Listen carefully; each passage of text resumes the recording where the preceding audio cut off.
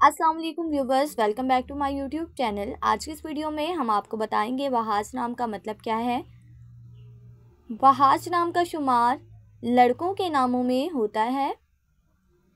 वहाज एक इस्लामी नाम है। वहाज नाम की इब्तदाई तारीख अरबी ज़ुबान से निकलती है। वहाज नाम के अफराद के लिए खुशकिस्मत नंबर 6 माना जाता है। माहिरीन के मुताबिक वहाज नाम के लड़के बहुत खामोश रहने वाले होते हैं।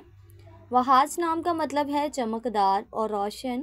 वहाज नाम के अफराद के लिए खुशकिस्मत दिनों में एतवार और मंगल का दिन शामिल है। वहाज नाम के अफराद के लिए मुवाफिक रंगों में सुर्ख जंगनुमा हल्का सब्ज रंग शामिल है। वहाज नाम के अफराद के लिए मुवाफिक पत्थरों में पुखराज पत्थर शामिल है। खुशकिस्मती वाली धातों में हिंसों के हिसाब से तांबा शामिल है।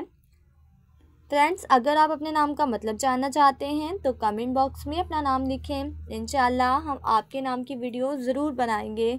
Thanks for watching. अल्लाह हाफिज़।